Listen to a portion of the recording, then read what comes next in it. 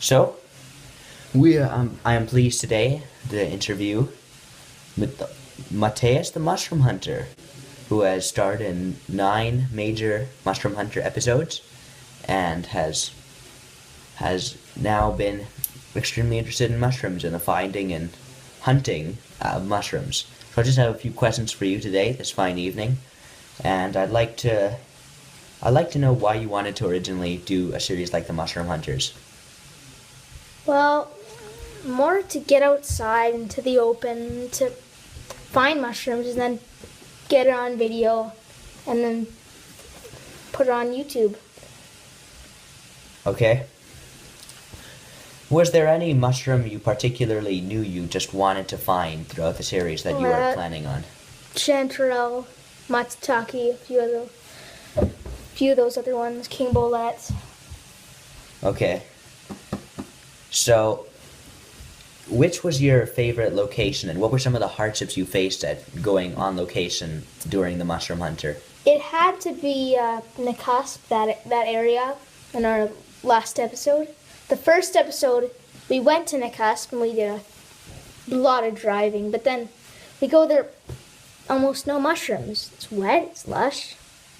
No mushrooms. That wasn't wet. There were no mushrooms at all. So we switched locations and drove a few minutes up the road. And now we found some mushrooms. Hope there's more. So it's a shame. Not really any mushrooms, except for the swimmers and a few tiny conchs. See if we can find any. Okay. But then when we actually went and found to the right location, we ended up finding a lot of good mushrooms. Whoa! Whoa! The Boletus mirabilis! Oyster mushrooms. So look at this little matsutake I found. Teeth. It's hard to see, but it's a clear jelly fungus, which is really rare, and it has teeth. A birch polypore. So just come beneath it and see the pores. We found a chanterelle. Sweet. Oh, there's another bunch of them. Okay.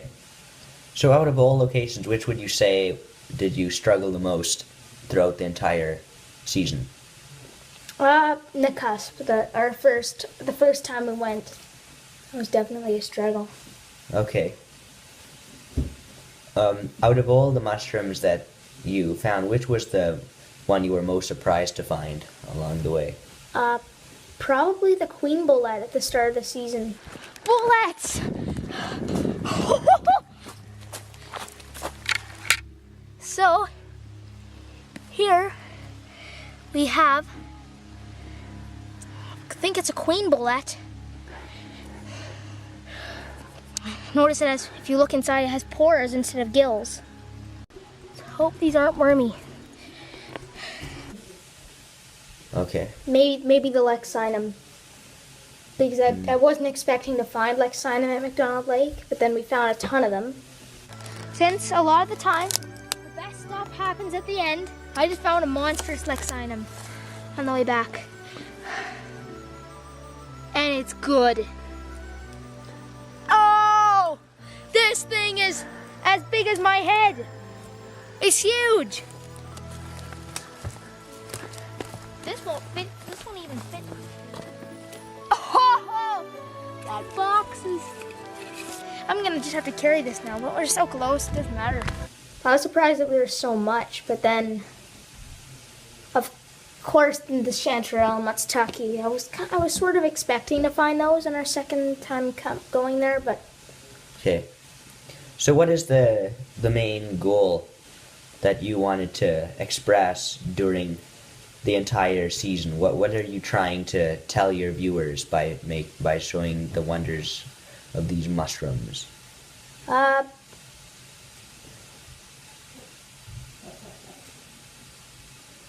We're just wanting to show God's creation and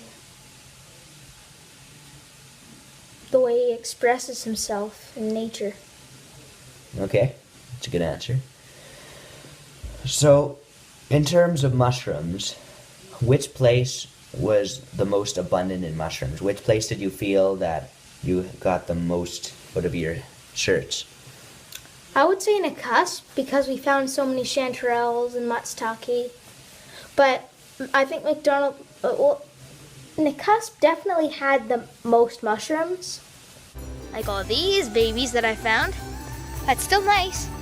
Found some more chanterelles. Oh boy! We've got a matsutake, another one. And a lot of edible ones too, along with McDonald Lake having tons of Lexinum. So here we have a nice huge Lexinum, biggest one of the day. Sticking that in. If I can get the bag open wide enough. This is just huge. This bag is just, get away mosquito. So this bag is just filled with Lexinums and all that stuff. All right. Now, I know you went on a bushwhacking expedition once. How tough was that?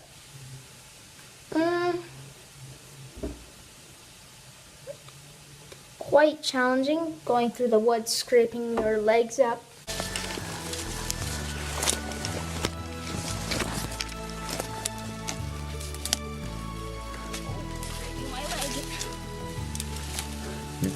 But Okay. And one last question. What do you like the most of mushroom hunting? Do you like finding the mushroom? Do you like eating them? Do you like just seeing a different mushroom than normal?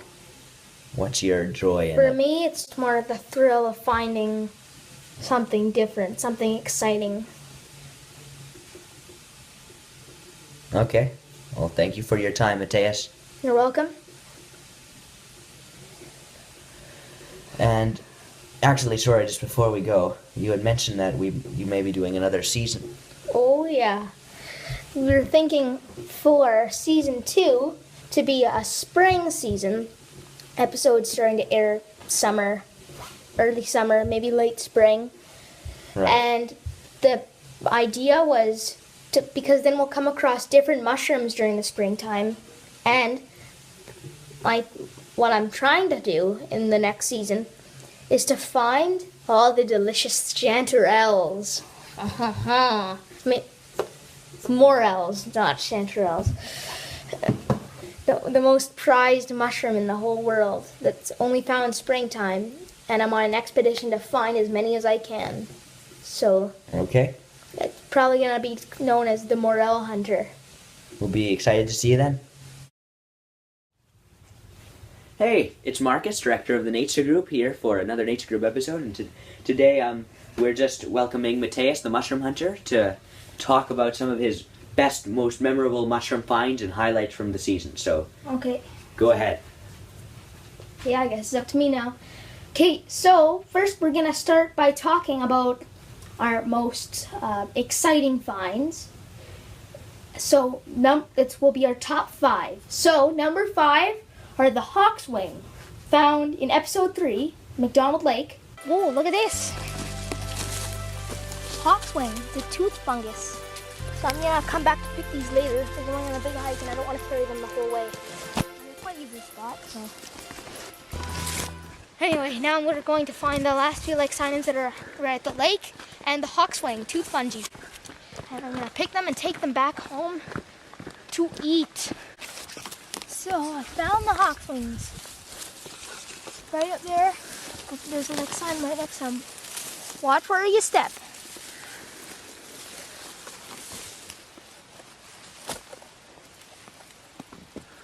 There's the first one in 2 pieces.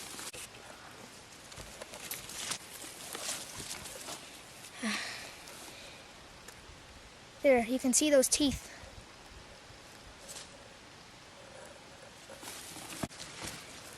Now there's another one. And they're an interesting tooth fungus, edible. We ate them later on. They were relatively free of worms.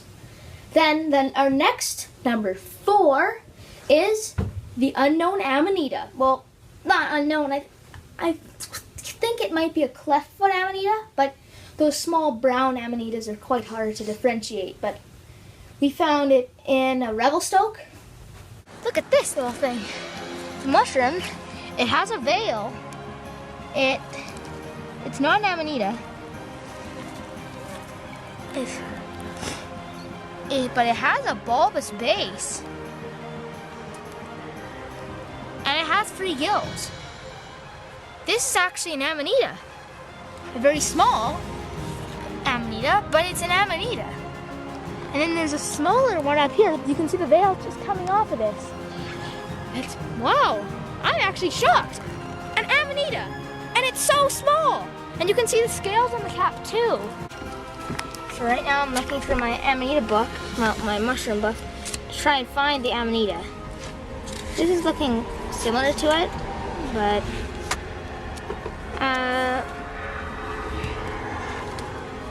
stipe 4 to 13 centimeters long. That could actually be it. This could be it. And I didn't think it was an amanita at first because it was so small, but then I learned otherwise. Then we have for number 3, the Queen Bolette, found in the first episode of The Mushroom Hunter. Nope, first location. So, here we have, I think it's a Queen Bolette. Notice it has, if you look inside, it has pores instead of gills. Then, here's another one. 2.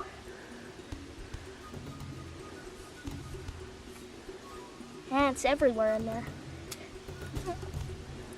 Let's hope these aren't wormy.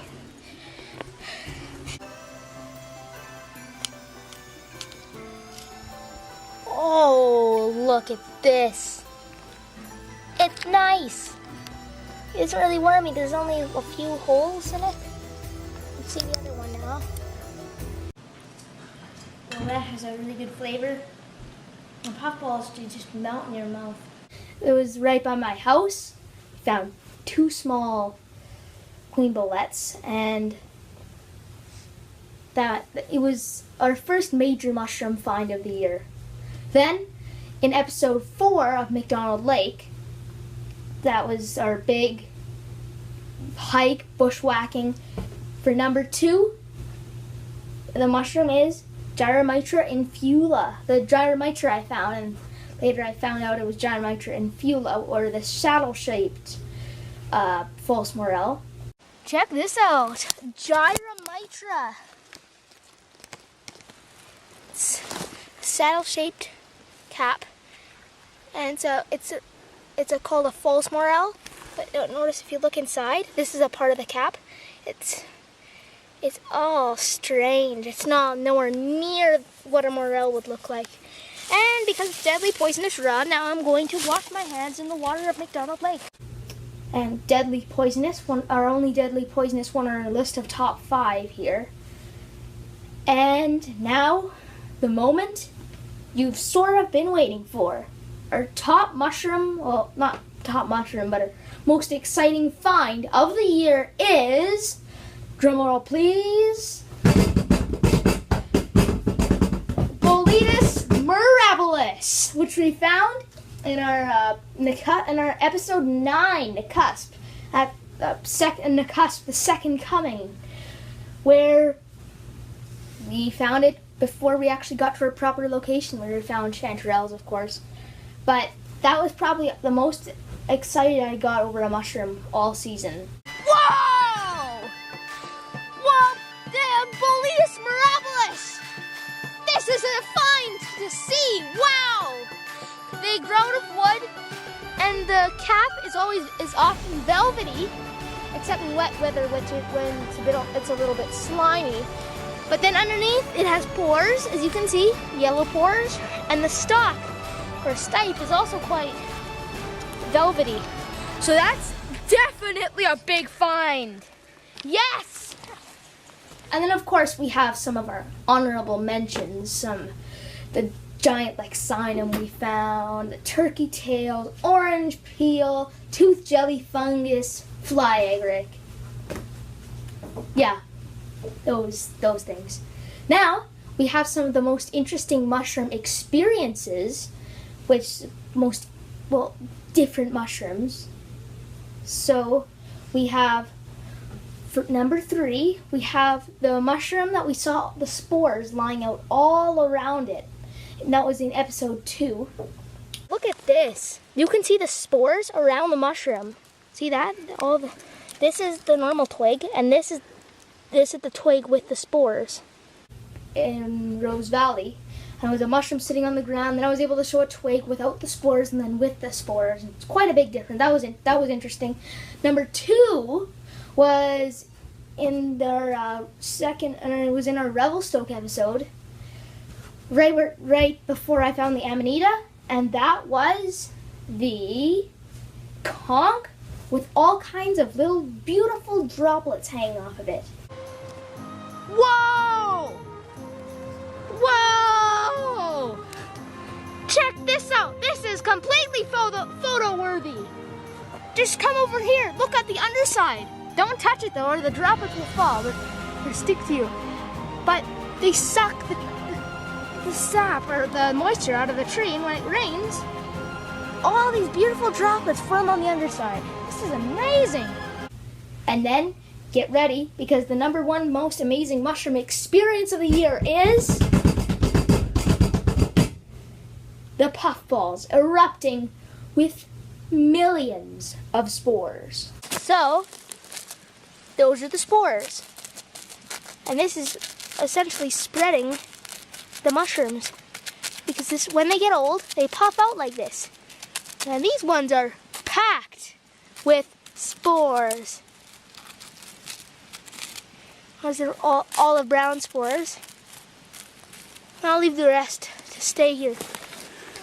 Just in case. And I was just able to pop them out with a stick, and the spores flew out everywhere, which is quite interesting. So, and now, the moment you've all hopefully been waiting for over the whole show. What was my favorite, what was the best mushroom of the year? So get ready. It is the chanterelle, because we were able to come across and find one of the most desirable mushrooms in the world. That has to be awarded number 1. Then, of course, our runner-ups being King Bolette, also really desirable. And the matsutake, very desirable in Asian countries such as Japan. And also desirable by immigrants to North America. They're quite common on the West Coast, especially. So, that sums up the most interesting finds, best mushrooms of the year. Toodles. So, I'm here this time to talk about some safety with mushrooms. Don't eat any mushroom you find in the wild. Don't use the Mushroom Hunter as a guide of what mushrooms to eat and what not to eat. You cannot sue us or complain about us because it's not my fault for if you eat a poisonous mushroom and you get sick from it. It's not my fault. That's right. Otherwise, you'll get even worse pain than Scott Sterling. Creepy, Marcus. Very creepy. Anyway, and also, I have some favorite mushroom guides. I have Mushrooms Demystified by David Aurora. It's a very good book.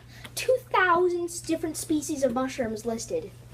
It's not the best for photos, but it has definitely by far the most information. Then we have the Audubon Field Guide for Mushrooms. It has good pictures, good information. Also, we have the North American study. We have the Study to North American Mushrooms, and that's done by some people who live in America. And it's a good book, good photos. Not as much information as these other books, but I use it quite a lot, quite frequently. Nice size book. And then, of course, last we have, if you want amazing photos, just check out Taylor Lockwood and his and his books and videos. He has some mushroom educational videos and some books with amazing photos in them too. Mm-hmm. So that's all from me for this special features. I'll see you next season for hunting morels on The Mushroom Hunter. Anyway, make sure to also subscribe to the nature group if you haven't already. Yeah. Check it Subscribe. out. Make sure you watch Scott Sterling. And also like comment and leave a like. Yeah. And tell your friends to subscribe. That's a big thing as well. If you don't tell your friends, how are we supposed to get popular? Spoiler, we may have a contest coming up for videos. Sorry. Goodbye. He does this every time, honestly. Yeah. You're welcome. You're welcome.